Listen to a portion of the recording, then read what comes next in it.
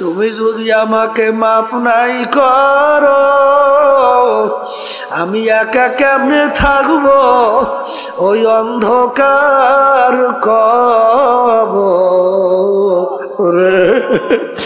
বাতি নাই রে সাথী নাই রে কবর। হে আল্লাহর বান্দারা, কবরের যাত্রীরা, আল্লাহ আপনি আমাকে আমাদের সবাইকে মাফ করে দিয়ে একটু মনকে রে মন। আজকে টাকার গরমে, ক্ষমতার গরমে, দলের গরমে, সম্মানের গরমে ধরাকে সরা জ্ঞান মনে করো না, কিন্তু যেদিন তোমাকে কবরে রাখবে হারে নাফরমান দেখবে আস্তে আস্তে বাঁশের ছাউনি শুরু হয়ে গেছে, বাজান হোগলা পাতা দিয়া ঢাকা শুরু হয়ে গেছে, বরফ দিয়া ডাইকে মাটির উপরে মাটি মাটি বাজার আস্তে আস্তে কবর অন্ধকার হয়ে আসতে আসে। এখন ডানের দিকে তাকাইয়া দেখে কিছু দেখা যায় না, ডানে দেখে মাটি, বামে দেখে মাটি, উপরেতে বাঁশের ছানি, নিচের দিকে তাকাইয়া দেখে মাটির বিছানা। আরে উপরে দেখে মাটি, নিচে মাটির বিছানা। আরে এখন দিক বিদিক না পাই আমার মালিককে ডাকতে থাকবে, আল্লাহ আল্লাহ আল্লাহ আল্লাহ। আমার মালিক উত্তাদে বড় নেমু খারাম, আমার সমস্ত নেমাত ভোগ করিয়া দুনিয়ায় বাইচা ছিলি, আমার দেওয়া নেমাত চক্ষু দিয়া দেখছো, আমার দেওয়া নেমাত জবান দিয়া কথা বলছো, আমার দেওয়া নেমাত কান দিয়া শুনছো, আমার দেওয়া নেমাত ব্রেন দিয়া পড়াশোনা কইরা বড় ডিগ্রি অর্জন করছো, আমার দেওয়া নেমাত দিয়া ব্যবসা বাণিজ্য করে সম্পদ গুছাইছ, আমার দেওয়া নেমাত সূর্যের আলো ভোগ করছো, আমার দেওয়া নেমাত নদীর ভিতর থেকে মাছ উড়ে পাক কইরা খাইছো, আমার দেওয়া নেমাত ধানের ভিতর থেকে চাউল বের করে ভাত পাক কইরা খাইছো, আমার দেওয়া নেমাত সব ভোগ কইরা আমার হুকুম মানু নাই। আরে যেরকম দুনিয়ায় তুই আমাকে ভুইলা গেছিলি, আরে দুনিয়ায় বসে তুই আমাকে ডাকো নাই, আর এখন কবরে শত শত বছর আমাকে ডাকবি, আমি একবারও তোর ডাকে সাড়া দিব ওলা। ও কবরের মাটি এমন ভাবে চাপ মারো, এক পাজরে হাত দিলি অন্য পাজরের মধ্যে মিশাইয়া দাও, আমার কাছে কোনো খাতির হবে না। হে দুনিয়াদার পাগল আমার বাবারা, কোন দুনিয়ার পিছনে পড়ে আমার মালিককে বলছো? আজকে দুনিয়ার সাধারণ আগুনের ভিতরে একটু আঙ্গুল ঢুকাইয়া দেখো, কয় মিনিট কয় সেকেন্ড ওই আগুনে আঙ্গুল রাখতে পারবো? 1 মিনিট আঙ্গুল রাখার শক্তি দুনিয়ার কোনো মানুষের নাই। এ মুসলমান যারা ঈমান আছো বিশ্বাস করা লাগবে, আল্লাহ রাব্বুল আলামিন কুরআনুল কারীমের ভিতরে বলছেন, নারুল্লাহিল মুকাদাতুল্লাতী তাত্তালিউ আলাল আফইদা, জাহান্নামের আগুন এমন তেজের আগুন হবে শরীরের যে কোনো জায়গায় লাগার সঙ্গে সঙ্গে ওই আগুন যাইয়া কলিজা পর্যন্ত পৌঁছা যাবে। আল্লাহ আপনি আমাকে আমাদের সবাইকে মাফ কইরা দিয়েন। এখন আমার বাজানদেরকে বলবো, এই কলব পরিষ্কার না কইরা যদি কেউ আল্লাহর দরবারে হাজিরা দেন বেহেশতে যাইতে পারবে? তাহলে আল্লাহর কালাম মিথ্যা হইয়া যায় না? কি শুরু করলাম হয় কি হয় না? এখন কলব পরিষ্কার করবেন কেমনে? কলবের রোগটা কি এইটা বোঝা লাগবে। এটা কি লাগবে? বাজার আপনার জ্বর হইয়া জিহ্বা নষ্ট হয়ে গেছে, যত ভালো খাদ্য আপনার সামনে নিয়ে আসা হোক না কেন ওই খাদ্য কিন্তু আপনার কাছে ভালো লাগবে না। মুখের ভিতরে দেবে, বলবে কি খাদ্য নিয়ে আসছো? তিতা। কি এই আল্লাহর বান্দারা, পর্দা আলে মা বোনেরা, এটা কি খাদ্যের দোষ না তোমার জিহ্বার দোষ? যদি তুমি ঘাউরমি কইরা বলো আমার জিহ্বা ভালো আছে, খাদ্য নষ্ট হয়ে গেছে, তখন তোমার কপালটা পড়ছে, কপালটা। আর যখন সবাই বলতেছে এ আল্লাহর বান্দা খাদ্য কিন্তু ভালো আছে, রোগ হইয়া নষ্ট হয়ে গেছে, তুমি এখনো কেন বসে আছো? যাও, তাড়াতাড়ি যাও, হসপিটালে ভর্তি হও, ডাক্তারের পরামর্শ নাও, প্রেসক্রিপশন অনুযায়ী ঔষধ খাওয়া শুরু করো। কি জোরে বলেন, কথা ঠিক কিনা? যার কপাল ভালো সে কিন্তু বাজান ডাক্তারের কাছে যাইয়া পরামর্শ নেবে, আর যার কপাল খারাপ সে কিন্তু পরামর্শ নেবে না, ও কিন্তু ওই রোগ আক্রান্ত হইয়া হার্টে অ্যাটাক করে মারা যাওয়ার সম্ভাবনা। কথা ঠিক নেবে? ঠিক ঠিক বাজান, তোমার আমার কলব স্বচ্ছ ভালো আছে কিনা কিভাবে বুঝবা? এক শ্রেণী আমার বাজানরা যখন আজানের শব্দ শোনে তখন সেই আল্লাহর বান্দা বান্দি পাগল হইয়া যায়, কিভাবে তাড়াতাড়ি ওযু কইরা প্রস্তুত নিয়া মসজিদের ভিতরে দৌড়াইবে। জোরে বলেন, কথা ঠিক কিনা? যখন লাগে ফজরের সময় মুয়াজ্জিন মসজিদের ভিতরে আজান দেয়, as-সালাতু খায়রুম মিনান নাওম, ঘুম হইতে নামাজ ভালো।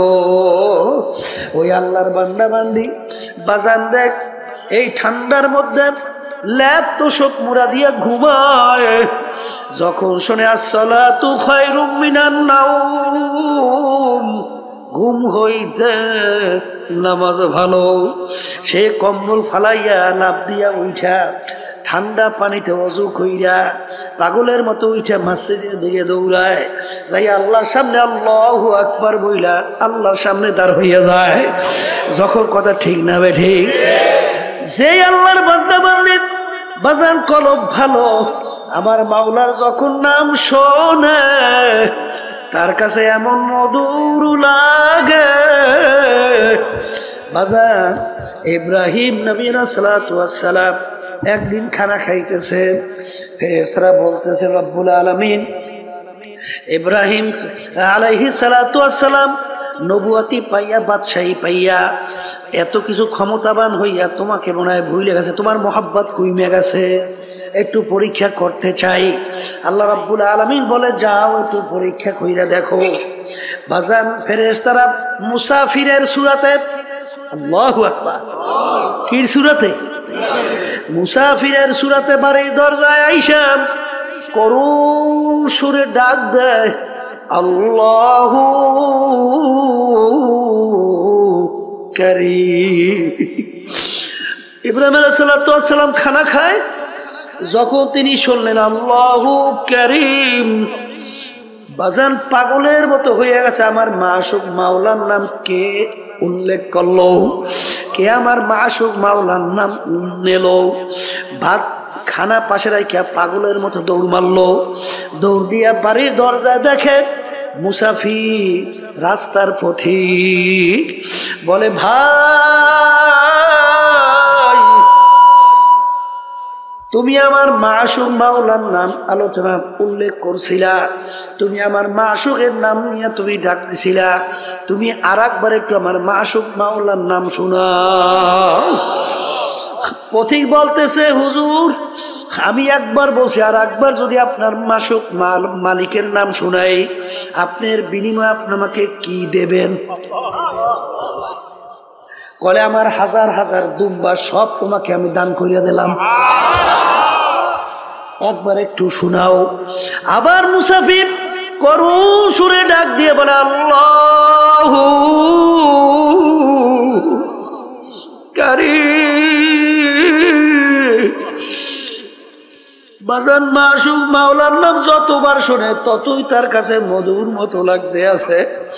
বাজান আপনি যাকে মোহাব্বত করেন তার কথা যতবার বার তোমার সামনে আলোচনা করা হয় তোমার কাছে ততই ভালো লাগে। ঠিক আল্লাহ তো দাবি করছে না, ওয়াল্লাযীনা আমানু আশাদ্দু হুব্বান লিল্লাহ, যারা মুমিন সব জিনিসের চেয়ে আমি মালিককে বেশি মুহাব্বত করে। বলে হুজুর মুসাফির আর একবার আমার মাসুক মাওলার নামে একটু শোনাও। হুজুর বিনিময় কি দেবেন? বলে আমার হাজার হাজার উট সব তোমাকে আমি দান কইরা দিলাম। আবার ডাক দিয়ে বলে আল্লাহু কারীম। যত বলে ততই তার কাছে আরো মজা মজা লাগে, কারণ মোহাব্বতি লোকের নাম অন্যের মুখে শুনতে আরো ভালো লাগে। বাজার এখন বলতে বলতে তার সব মাল সম্পদ দেওয়া হয়ে গেল। আবার একটু শোনাও, এর বিনিময় কি দেবেন? আমার তো আর কিছু নাই, আমি তোমার সঙ্গে ওয়াদা করতেছি, আমি ইব্রাহিম যতদিন বাইচা থাকবো ততদিন আমি তোমার গোলামি করতে থাকবো। তবু তুমি একটু আমার মাসুক মাওলার নাম শোনা। তখন ফেরেশতা বলতেছে হুজুর আমি কোন রাস্তার ফকির মুসাফির না, আমি মাওলার ফেরেশতা ছিলাম আপনার কাছে পরীক্ষার জন্য। শোনেন শোনেন, আপনার মাসুক মাওলার নাম যত মনে চায় শোনেন। বাজান তখন আল্লাহর নাম মন মতো শুনাইল। বাজান বাজান যার কলব স্বচ্ছ তার মালিকের নাম শুনতে মজা লাগে। জোরে বলে কথা ঠিক না বেঠি? এ আল্লাহর বান্দারা, পর্দা আলে মা বোনেরা, তোমার কলব ভালো না মন্দ তুমি কেমনে বুঝবা? এক শ্রেণী মানুষ ওর কাছে ঢোল বাদ্য গানের আওয়াজ ভালো লাগে। আর একটু আসতে কন, এই আছে জোরে কন, আছে জোরে কন, আছে। তার কাছে আজানের শব্দ বিশ্বাস শব্দের মতো মনে হয়। জোরে বলেন কথা ঠিক না ঠিক? তার কাছে আল্লাহর নাম শুনলে বিরক্ত লাগে। তখন বুঝতে হবে বাজান এটা কিন্তু নামাজের দোষ না, আল্লাহর নামের দোষ না, আজানের দোষ না, তোমার কলবটা নষ্ট হয়ে গেছে। তোমার কলব কি হয়েছে? এর মুখ খুলে বলেন কলব কি হয়েছে? এখন এই কলব নষ্ট অবস্থায় তুমি যদি দুনিয়া থেকে বিদায় নিয়ে কবরে যাও, আমার মাওলার বেহেশতে যাওয়া যাবে? হ্যাঁ, বেহেশতে যাওয়া যাবে? আবার জোরে কাজ যাবে? এখন বাজান তোমার কাছে নামাজ ভালো লাগে না, আল্লাহর জিকির ভালো লাগে না, তোমার কাছে আজানের শব্দ ভালো লাগে না, এটা কিন্তু আজানের দোষ না, নামাজের দোষ না, এটা কিন্তু তোমার কলবের দোষ। এখন এই কলবের ভিতরে রোগ আইসা গেছে। এখন কলবের চিকিৎসা করা লাগবে কি লাগবে না? সবাই কোন নাই? কলবের চিকিৎসা লাগবে, লাগবে, লাগবে। এখন এই কলবের চিকিৎসার জন্য MBBS FRCS ডাক্তার তাদের কাছে যাইবেন না? হ্যাঁ, তারা কলবের চিকিৎসা করতে পারবে? এই কলবের চিকিৎসককে, কলবের চিকিৎসক হলো হক্কানি উলামায়ে কেরাম, হক্কানি পীর বুজুর্গেরা। কি কথা কয় না দেখি? এখন এই আল্লাহ খাস বান্দাদের কাছে, হক্কানি আলেমদের কাছে যাওয়ার পরে আপনার অবস্থা দেখার পরে বলবে বাজান তুমি এইটা করো, এইটা কইরো না। কথা কয় না? তুমি এইভাবে চলো, এইভাবে চইলো না। যারা আল্লাহর খাস বান্দাদের হুকুম ঠিক মতো মানতে পারবে, আল্লাহ রাসূল সাল্লাল্লাহু আলাইহি ওয়াসাল্লাম একদিন বসা এক সাহাবী এসে বলতেছেন, ইয়া রাসূলুল্লাহ, ইয়া হাবিবাল্লাহ, আপনি আমাকে কিছু আমলের কথা আপনি বইলা দেন, যেই আমল করার মাধ্যমে আমি নাজাত পাইয়া জান্নাতে যাইতে পারবো। তাহলে বোঝা গেল সাহাবীর আগেই সে ঈমানদার ছিল, ঈমান আনছিল। কথা ঠিক? আল্লাহ রাসূল সাল্লাল্লাহু আলাইহি ওয়াসাল্লাম তাকে নামাজ সহ বিভিন্ন আমলের কথা বাতাইলেন। সাহাবী বলতেছেন, ইয়া রাসূলুল্লাহ, ইয়া হাবিবাল্লাহ, আপনি সাক্ষী থাকেন, আপনি যেইভাবে আমাকে বলছেন আমি হুবহু এইভাবেই পালন করব, একটু বাড়াবো না, একটু কমাবো না। যখন এই কথা বললে আল্লাহর বান্দারা না করলো, আল্লাহ রাসূল সাহাবায়ে কিরামদেরকে বললেন, তোমরা যদি বেহেশতি লোক দেখতে চাও তাকে ইঙ্গিত করিয়া বললেন তাকে দেইখা না। আল আমরু ফাওকাল আদাব, আদবের ভিতরে সবচেয়ে বড় আদব হলো কথা মানা। আদবের ভিতরে সবচেয়ে বড় আদব কি? হ্যাঁ, আর বেয়াদব মাহরুমে গাশত আজ, আর যে নাকি বেয়াদব হয়, কথা মানে না, আল্লাহর রহমত থেকে বঞ্চিত হয়। কথা ঠিক? এখন আবার কথা কইয়েন এক শ্রেণী কিন্তু বর্তমানে ফতুয়া দেহ না, আমরা দেবো কি? এখন তারিখে আরো ফতুয়া দেওয়া শুরু করছে। নামাজ নাই, রোজা নাই, খারাই ঘেরাইয়ে মতে, তারাও এখন ফতুয়া দেয়। কি আমি ভুল বলছি? হ্যাঁ, ঠিক মতো আলিফ উচ্চারণ করতে পারে না, ঠিক মতো সূরা ফাতিহাটা সহিভাবে তেলাওয়াত করতে পারে না, এরাও এখন ফতুয়া দেওয়া শুরু করছে। আছে না নাই? কে আপনারা বাংলাদেশে আধুনিক যুগে বুঝি টের পান না? ট্রাক্টর পান না? কি ট্রাক্টর পান না? গেছে পাইছেন না? হ্যাঁ, এখন ফতুয়া দেওয়া শুরু করছে। ফতুয়া মানে মতামত, মতামত দেবে কোরআন এবং হাদিসের সঙ্গে না মিললে মেলা লাগবে না, না তোমার নিজের মতামত। হ্যাঁ, ফতোয়া মানে রায় প্রদান করা। আপনি রায় দেবেন কোরআন এবং হাদিসের বাহিরে না কোরআন এবং হাদিস অনুযায়ী? হ্যাঁ, মেলা লাগবে না? না লাগবে না? বর্তমানে একদল ভাই এসে ফতোয়া দেয়। আল্লাহ মাফ করেন, আল্লাহ আপনি মাফ করে দেন। আল্লাহুম্মা আমিন। এই জন্য আমার বাজানদেরকে বলবো, বাজান আমাদের এই তরিকার নাম হলো সিস্তিয়া সাবিরিয়া তরিকা। এই তরিকার 5টা ঔষধ আছে। আমার আব্বাজান দাদাজান বাজান চ্যালেঞ্জ করে বলতেন, বাজান তোমাদের সঙ্গে কোনো ঝগড়া নাই, মারামারি নাই, কাটাকাটি নাই, তোমরা কিছুদিন ঠিক মতো ঔষধ পালন করে দেখো, দেখবা তোমার আমার আগে নামাজ ভালো লাগতো না, এখন আজান দিলে আল্লাহর ফজল করবে, নামাজ পড়ার জন্য পাগল হইয়া যায়। আগে রোজা ভালো লাগতো না, এখন জীবন গেলেও রোজা ছাড়তে পারে না। আগে মিথ্যা কথায় অভ্যস্ত, এখন আল্লাহর ফজলে জীবন গেলেও মিথ্যা কথা বের হয় না। আগে বিভিন্ন জুলুমের ভিতরে লিপ্ত ছিল, এখন আল্লাহর ফজল করমে জুলুমের কাছেও যায় না। আপনাদের এলাকায় 2-1 নাই? এই 1-2 হাজার হাজার, কথা বলেন না?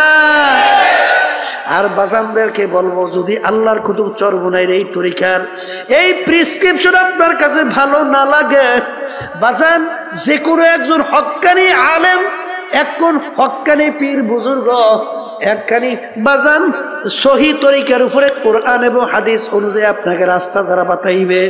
আমাদের উদ্দেশ্য হইল কলবের রোগ সাইরা, চোখে পানি নিয়ে আল্লাহর হুকুম নবীর তরিকা অনুযায়ী চইলা, তারপর কলবকে স্বচ্ছ কইরা মাওলার দরবারে হাজির হওয়া। কি জোরে বলার কথা ঠিক কিনা? কলবের রোগের ভিতরে উল্লেখযোগ্য একটা রোগের নাম হলো হিংসা। হিংসা কাকে বলে? পরে উন্নতি দেখে সহ্য করতে না পারা, পরে উন্নতি দেখে সহ্য করতে না পারা, এইটার নাম কি? হিংসা। আর একটা রোগের নাম হলো তাকাব্বুরি। তাকাব্বুরি হলো সমস্ত এই রোগের মূলের ভিতরে মাথার রোগ হলো তাকাব্বুরি, মানে আমি ভালো, আমি বড়, আমি অমুকের সে ভালো, আমি অমুকের সে বড়। কথা ঠিক কিনা? একটা রোগের নাম হইল হুব্বে যা হুব্বে মাল, মালের মহব্বত, সম্মানের মহব্বত আছে, পদের মহব্বত আছে, কথা কন না কা? এই রোগগুলো অন্তর থেকে দূর করা লাগবে। কেমনে দূর করতে হইবে? এই যখন নাকি হক্কানে তরিকে আল্লাহর কুতুবদের কাছে যাবেন, তখন দেখবেন আল্লাহর ফজল করমে আপনাকে ঔষধ কোরআন এবং হাদিস অনুযায়ী বাতাইয়ে দেবে। আপনি পালন করলেই আল্লাহর ফজলে দেখবেন দিনের দিন আপনার দিল আল্লাহর ফজলে স্বচ্ছ হইতে থাকবে। এর হাজার হাজার প্রমাণ বাংলাদেশ তাম দুনিয়ার ভিতরে আছে না নাই? আছে, আছে। আমার ভাইদেরকে বলবো, পর্দা আলে মা বোনদেরকে বলবো, এক শ্রেণী আমার বাজানরা আছে কোরআন এবং হাদিসের সঙ্গে মেলে বা না মেলে, তারপরেও সেই পথ সেই মত ছাড়তে পারে না। যেরকম আছে না? শুনছিলাম এক বেদাতি, মানে নামাজ নাই, রোজা নাই, পর্দা নাই, সুন্নাত নাই, কোরআন এবং হাদিসের সঙ্গে তার কার্যক্রম কোনো মিল নাই, কিন্তু তারপরেও সেখানে দৌড়দৌড়ি করে বলে, বাজান আপনাদের পীর নামাজ, বাবা যে নামাজ পড়ে না, পর্দা যে নাই, সুন্নাত যে নাই, আপনি তারপর পিছনে দৌড়ান কা? বলে থুন ফালাইয়া, বাবার কথা যদি জাহান্নামে যাওয়া লাগে যাব। জোরে চিৎকার মেরে বলে নাউজুবিল্লাহ। এই ব্যাপারটা কেমন বুঝলেন? ব্যাপারটা তো সহজ মনে করিয়েন না। জাহান্নামে যাওয়া লাগলে যাইবে, ব্যাপারটা তাহলে বোঝা গেল যে তার স্বাভাবিক সেন্স নাই, তার স্বাভাবিক ব্রেনটা নাই, তাকে জাদুর মাধ্যমে ব্রেনকে বিভিন্ন কায়দায় উল্টেই ফুলটেই ফেলাইছে। আর হাদিসের ভিতরে আসছে আল্লাহ রাসূল সাল্লাল্লাহু আলাইহি ওয়াসাল্লাম বলছেন, আস-সিহরু হাক্কুন, জাদু সত্য। যখন তুমি দেখবা, এই মিয়া আপনার চোখের ডাক্তার, চোখের রোগ হইছে, আপনি কি চোখের ডাক্তারের কাছে যাইবেন না পেটের বিশেষজ্ঞের কাছে যাইবেন? আপনার পেটের রোগ হইছে, পেট বিশেষজ্ঞের কাছে যাইবেন না চোখ বিশেষজ্ঞের কাছে যাইবেন? হ্যাঁ, আচ্ছা আপনি বেহেশতে যাইবেন, জাহান্নামের পথ কোনটা, বেহেশতের রাস্তা কোনটা, এটা কোরআন এবং হাদিসের বাহিরে কোনো বেহেশত এবং জাহান্নামের রাস্তা আছে? আচ্ছা, এই সম্পর্কে ডাক্তার কারা? হক্কানি ওলামায়ে কেরাম না বিভিন্ন কায়দায় ইংরেজি ফরণ্যারা? কথা কয় না? হ্যাঁ, যারা নাকি বিভিন্ন ইংরেজি ফরিয়ে টরিয়ে বিভিন্ন মাঝে মধ্যে একটু ভতুয়া দেয়, বিভিন্ন কায়দা কায়দায় আপনাকে জান্নাতে নিয়ে যাই চায়, তাইলে রুগীও মরবে, হেডাও মরবে। কি কথা কন না কা? বুঝা পাবারাই তুই অত সহজ না বাজার, ব্যাপার কিন্তু বড় কঠিন, অত সহজ। আপনি যাইতে হবে কোরআন এবং হাদিস বুঝুন না, বিশেষজ্ঞর কাছে যাইতে হবে। তারপরে আপনি যদি না যান, তারপরে যদি সেই বাবাদের কাছে যান, সেই মুরব্বীদের কাছে যাইয়া কোরআন এবং হাদিসের সঙ্গে সাহাবায়ে কেরামদের সঙ্গে মিলুক বা না মিলুক, তারপরে আপনি দৌড়দৌড়ি করতেছেন, তাহলে বুঝতে হবে আপনার জেহেন ঠিক নাই, তাহলে জাদুর মাধ্যমে আপনার জেহেনকে পরিবর্তন ঘটেই বলাইছে। আল্লাহ রাসূল সাল্লাল্লাহু আলাইহি ওয়াসাল্লামকে জাদু করে নাই? কথা কয় না কা? আল্লাহর নবীকেও জাদু করছে, অত সহজ মনে করিয়েন না। আস-সিহরু হাক্কুন, জাদু সত্য। জোরে বলেন কথা ঠিক না বে ঠিক? এই জন্য আমার ভাইদেরকে বলবো, পর্দা আলে মা বোনদেরকে বলবো, বাজান কোনো দলাদলি বুঝি না। আমার আব্বাজান রাহমাতুল্লাহ আলাইহি বলতেন, এ দুনিয়ার মানুষ শোনো, আমি ফজলুল করিম দুনিয়ার থেকে বিদায় নিয়া কবরে যাওয়ার পরে ফুলের মালা একটার পর একটা গাইথা তোমরা যদি আমার কবরকে ভইরা রাখো, আর আমার মাওলা যদি আমাকে কবরে মাপ না করে, ওই ফুলের মালা আমার কিছু আসে যায় না। আর তোমরা যদি জুতার মালা একটার পর একটা গাইথা আমার কবর যদি তোমরা আমাকে ভইরা রাখো, আর আমার মাওলা যদি আমাকে কবরে মাপ কইরা দেয়, ওই জুতার মালা আমার কিছু আসে যায় না। এই জন্য আমার বাজানদেরকে বলবো, পর্দা আলে মা বোনদেরকে বলবো, আমার আব্বাজান বলতেন, আমি দল দিয়া কি করব, আমি টাকা দিয়া কি করব, আমি সম্পদ দিয়া কি করব, আমি বিভিন্ন অমুক টমুক সমুক দিয়া কি করব, আমি পীরগিরি দিয়া কি করব। কারণ কবরের প্রশ্নের উত্তর আমার দেয়া লাগবে, আমার কবরের প্রশ্নের উত্তর আমার দেওয়া লাগবে।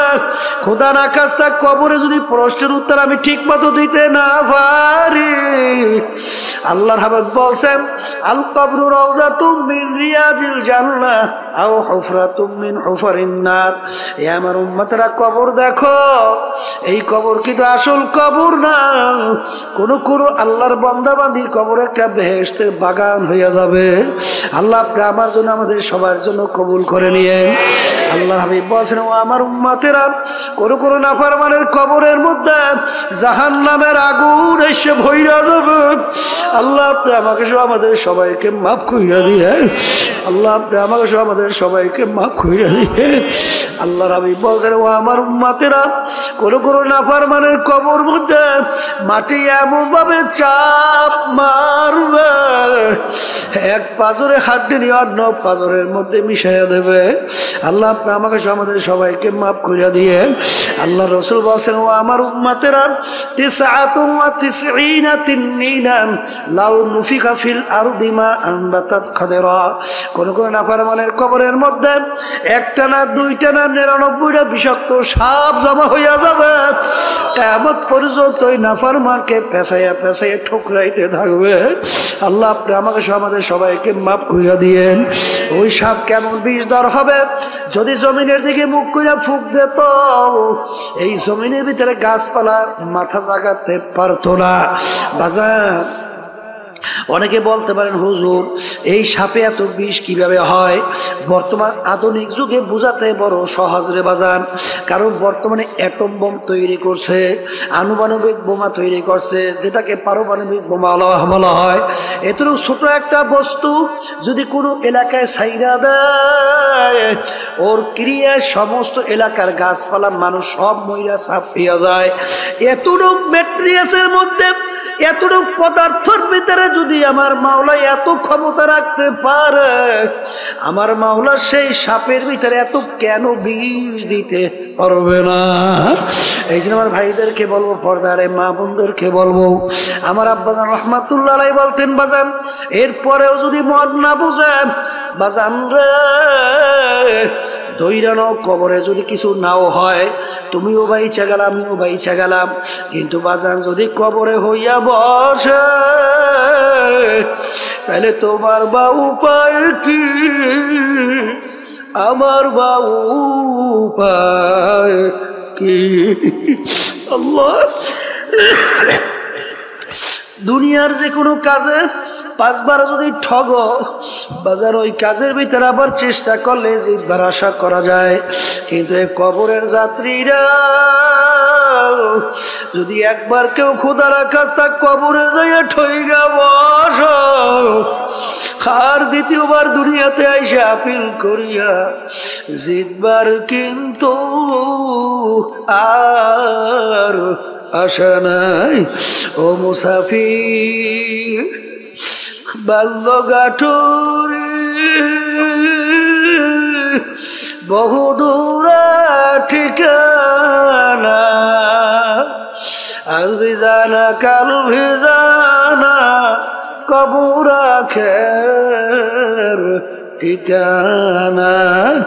বাজান আসলে তোমার আমার চিন্তাও নেই, এর জন্য চেষ্টাও নাই। ওদিকে সাহাবায়ে কেরামদের ইতিহাস পড়লে দেখবেন বাজান, আমার আব্বাজানের মুখে শুনছিলাম আমার দাদাজানের কথা। আমার দাদাজান ইন্তেকালের আগে আগে চোখের উপরে বসে পাশেই কবরস্থান, তাকাইয়া তাকাইয়া 2 চোখ দিয়া বাইয়া বাইয়া টপ টপ কইরা দাঁড়িয়ে ভিজা ভিজা পানি ভরে আর করুণ সুরে ডাক দিয়া দিয়া বলে, ওরে আমার বাউলারা, ওরে আমার মাশউক রে, তুমি যদি আমাকে মাফ নাই করো, আমি একা কেমনে থাকবো ওই অন্ধকার কবরে? বাতি নাই রে, সাথী নাই রে কবর। হে আল্লাহর বান্দারা, কবরের যাত্রীরা, আল্লাহ আপনি আমাকে আমাদের সবাইকে মাফ করে দিয়ে একটু মনকে বেজরে মন। আজকে টাকার গরমে, ক্ষমতার গরমে, দলের গরমে, সম্মানের গরমে ধরাকে সরা জ্ঞান মনে করো না, কিন্তু যেদিন তোমাকে কবরে রাখবে, হারে নাফরমান দেখবে আস্তে আস্তে বাঁশের ছাউনি শুরু হয়ে গেছে, বাজান হোগলা পাতা দিয়া ঢাকা শুরু হয়ে গেছে, বরফ দিয়া ডাইকে মাটির উপরে মাটি মাটি, বাজার আস্তে আস্তে কবর অন্ধকার হয়ে আসতে আসে। এখন ডানের দিকে তাকাইয়া দেখে কিছু দেখা যায় না, ডানে দেখে মাটি, বামে দেখে মাটি, উপরেতে বাঁশের ছানি, নিচের দিকে তাকাইয়া দেখে মাটির বিছানা। আরে উপরে দেখে মাটি, নিচে মাটির বিছানা। আরে এখন দিক বিদিক না পাই আমার মালিককে ডাকতে থাকবে, আল্লাহ আল্লাহ আল্লাহ আল্লাহ আমার মালিক উত্তাদে বড় নেমু খারাম আমার সমস্ত নেয়ামত ভোগ করিয়া দুনিয়ায় বাইচা ছিলি আমার দেওয়া নেয়ামত চক্ষু দিয়া দেখছো আমার দেওয়া নেয়ামত জবান দিয়া কথা বলছো আমার দেওয়া নেয়ামত কান দিয়া শুনছো আমার দেওয়া নেয়ামত ব্রেন দিয়া পড়াশোনা কইরা বড় ডিগ্রি অর্জন করছো আমার দেওয়া নেয়ামত দিয়া ব্যবসা বাণিজ্য করে সম্পদ গুছাইছো আমার দেওয়া নেয়ামত সূর্যের আলো ভোগ করছো আমার দেওয়া নেয়ামত নদীর ভিতর থেকে মাছ উড়ে পাক কইরা খাইছো আমার দেওয়া নেয়ামত ধানের ভিতর থেকে চাউল বের করে ভাত পাক কইরা খাইছো আমার দেওয়া নেয়ামত সব ভোগ কইরা আমার হুকুম মানু নাই আরে যেরকম দুনিয়ায় তুই আমাকে ভুইলা গেছিলি আরে দুনিয়ায় বসে তুই আমাকে ডাকো নাই আর এখন কবরে শত শত বছর আমাকে ডাকবি আমি একবারও তোর ডাকে সাড়া দিব ওলা